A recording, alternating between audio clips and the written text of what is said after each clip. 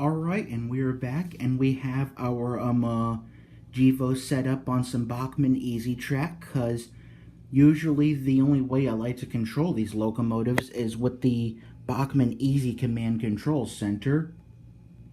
And I definitely tested out the design. It works very, very fine.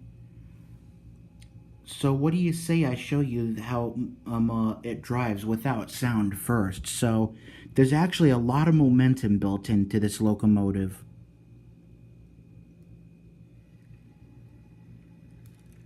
So I have it throttled up, as you can see, and when I put the throttle down, it still moves and slows down like that until it stops. So that's how we describe momentum.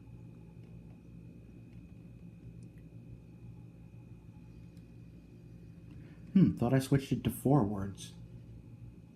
Hold on. Here it comes.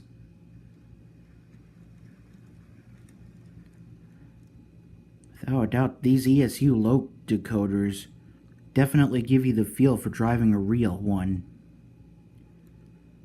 And I will say, this is very smooth for an N-scale locomotive, because aside from the way all the people from the factory in China were able to fit so much detail and squeeze it all into a little N-scale engine, it must have been pretty hard for ESU loc sound or anyone like that to put in a decoder with built-in momentum.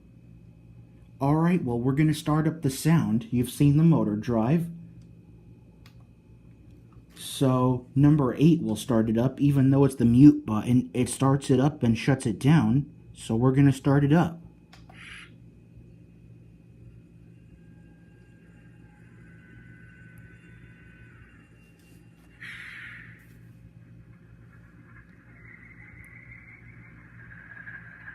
It doesn't sound that loud in real life, but I think the microphone here on the iPad definitely picks it up very, very well. So let's get some headlights activated. The number 6 button will activate the ditch lights. And the number 10 activates the main headlight. And number 5, I think, activates these as in you're doing DPU mode. But we're going to go through other sound functions that we hear, like the E-bell.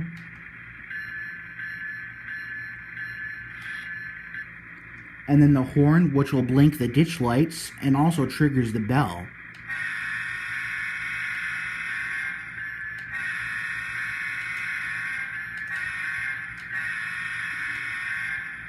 So yeah, ESU loc sound has it very responsive, so no need to press the number 3 button for the short horn.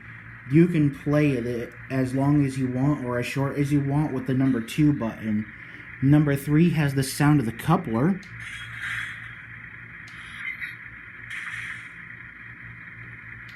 Nothing on the number 4 function.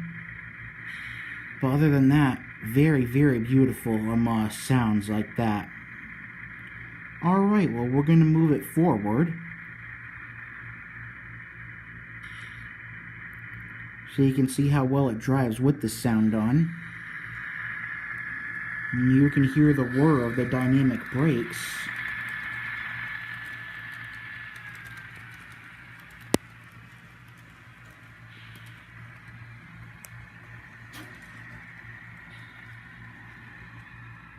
Slowing it down now, so I can play the grade crossing horn right over here.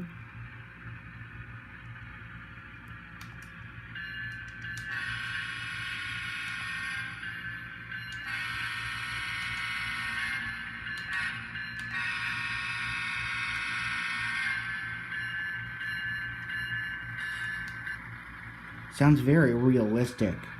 Really, really impressed. What do you say we come in this direction and check out the rear lights?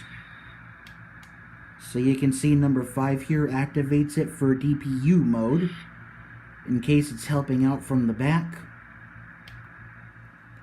Also, these lights will go on if I switch into this direction, and off when I go in this direction.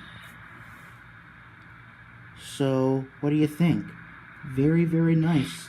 Beautiful. So, The very final thoughts I have on this is just how incredibly detailed this locomotive is and the amazing sounds it has. So we're going to just about wrap up this review and have it pull its first train, in which I'll have it hitched to some intermodal containers and some Tropicana reefer boxcars, because that's also very local here in Jacksonville. So all I can say from this point on is thank you for watching. And from the St. Mary's Railroad, we'll see you on the rails. And from Bob Zenscale Man Cave, stay off those tracks. Dispatcher, this is Q141, loaded Tropicana and intermodal. Are we cleared to the outbound? Copy that. All tracks clear ahead. Thank you, dispatcher. We're starting up.